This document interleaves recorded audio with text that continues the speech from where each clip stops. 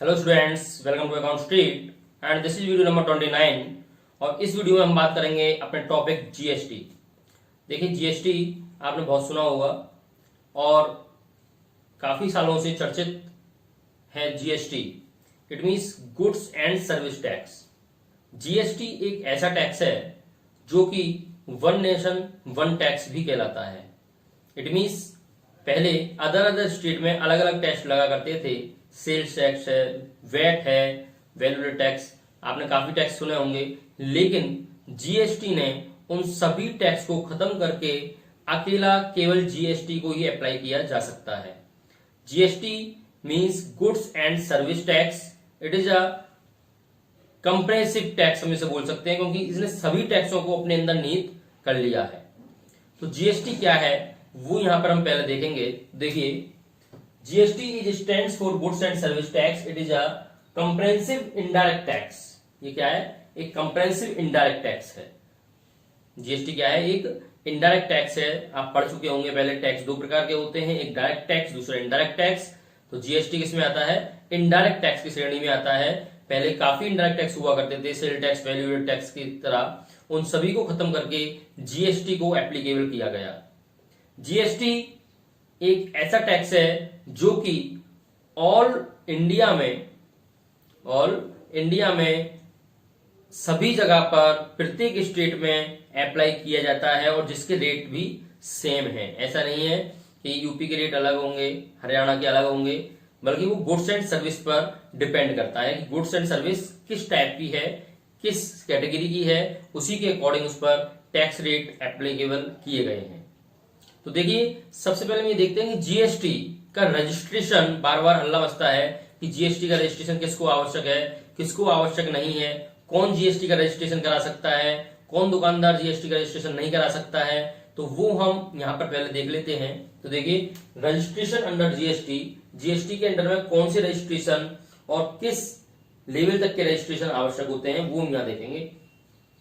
If business is in non hill area, यदि आपका business non hill area में है, यानी कि पहाड़ी इलाके पर नहीं है, तो ऐसी सिचुएशन में gross turnover from supply sale of goods within the state in a year is 40 lakhs और मोर। ये कहता है सबसे पहले कि जिसका ग्रॉस टर्नओवर किसका गुड्स का, जिसका ग्रॉस टर्नओवर गुड्स का 40 lakhs या उससे अधिक होगा तो उसको जीएसटी का रजिस्ट्रेशन कराना अनिवार्य होगा। Okay. And gross turnover from supply sale of services, क्या चीज? सर्विसेज। अगर सर्विसेज का ग्रॉस टर्नओवर उसका 20 lakhs और उससे अधिक होता है तो उसको जीएसटी का रजिस्ट्रेशन कराना अनिवार्य होगा। ओके। लेकिन ये ध्यान रखें कि दोनों ही विद इन द स्टेट है। विद इन द स्टेट बोले तो एक ही स्टेट के अंदर, एक ही राज्य के अंदर अगर हम सप्लाई कर रहे हैं तो वो हमारी इंट्रा स्टेट कहलाती है। और इंट्रा स्टेट पर ही ये एप्लीकेबल होते हैं कि इंट्रा स्टेट की अगर गुड्स का ग्रॉस टर्नओवर 40 lakhs या उससे अधिक होता है तो रजिस्ट्रेशन कंपलसरी है। और इंट्रा स्टेट की सर्विस का ग्रॉस टर्नओवर अगर 20 lakhs या उससे अधिक होता है तो रजिस्ट्रेशन कंपलसरी है। और अगर बात करें हिल एरिया की, अगर पहाड़ी इलाके में बिजनेस है तो ऐसी सिचुएशन में क्या होगा, तो वहां पर देखते हैं ग्रॉस टर्नओवर ऑफ गुड्स। अगर गुड्स का ग्रॉस टर्नओवर आपका 20 lakhs या उससे अधिक होगा तो ऐसी सिचुएशन में रजिस्ट्रेशन कंपलसरी होगा। And gross turnover of services, अगर सर्विस का ग्रॉस टर्नओवर आपका 10 lakhs और उससे अधिक होगा तो वहां पर जीएसटी रजिस्ट्रेशन कंपलसरी होगा। तो आपकी समझ में आ गया होगा। ये नॉन हिल एरिया के लिए है, ये हिल एरिया के लिए है, और दोनों ही इंट्रा स्टेट से रिलेट है। इंट्रा स्टेट मींस एक ही स्टेट के अंदर जितनी भी सप्लाई की जा रही हैं उनकी ग्रॉस टर्नओवर है ये। अब बात करते हैं हम इंटर स्टेट की। अगर मान लीजिए इंटर स्टेट होता है, it means one state to another state, तो ऐसी सिचुएशन में रजिस्ट्रेशन की प्रक्रिया क्या रहेगी? तो वो कह रहा है the business has inter state turnover so registration is compulsory. अगर इंटर स्टेट सप्लाई आपकी है तो वहां पर रजिस्ट्रेशन कंपलसरी होगा, चाहे टर्नओवर उसका 1 रुपया हो या 1 रुपये से अधिक हो। यानी कि सिंगल रुपीज में भी इंटर स्टेट टर्नओवर पर जीएसटी का रजिस्ट्रेशन कंपलसरी है। ओके, तो इतना क्लियर हो गया होगा कि रजिस्ट्रेशन प्रोसेस कैसे होती है, रजिस्ट्रेशन को किस प्रकार से हम करा सकते हैं, रजिस्ट्रेशन किन किन बिजनेस के लिए आवश्यक है जीएसटी का, वो इससे आपको क्लियर हो गया होगा। इसके बाद देखते हैं हम कैटेगरीज ऑफ जीएसटी। जीएसटी की जो कैटेगरी है, कितने भागों में जीएसटी को बांटा गया है, तो जीएसटी को यहाँ पर 3 भागों में बांटा गया है।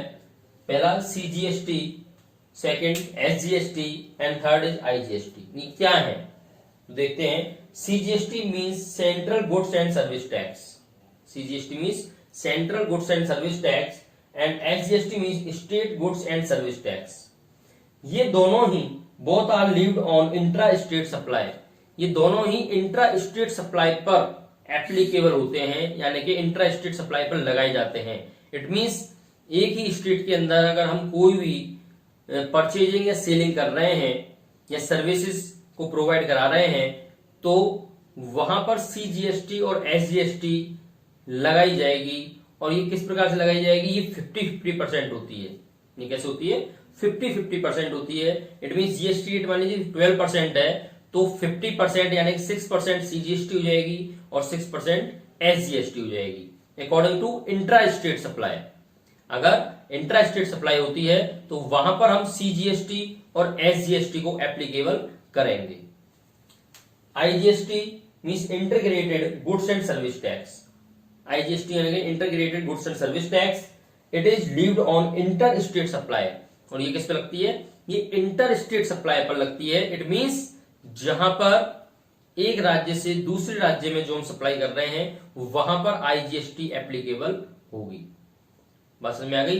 तो सीजीएसटी और एसजीएसटी इंट्रा स्टेट के लिए लगाई जाती हैं, जो एक ही राज्य के अंदर जितनी भी सप्लाई की जा रही है, और आईजीएसटी इंटर स्टेट सप्लाई के लिए लगाई जाती है, यानी कि एक स्टेट से दूसरे स्टेट में वो सप्लाई की जा रही है, वहां इंटर स्टेट एप्लीकेबल हो गई। और अगर हम बात करें रेट ऑफ जीएसटी की, जीएसटी के रेट्स कैसे कैसे हैं, जो परसेंटेज गवर्नमेंट ने अप्लाई की है वो किस प्रकार से हैं, तो यहां पर जीएसटी के जो रेट हैं उनको 5 कैटेगरी में डिवाइड गवर्नमेंट ने किया है।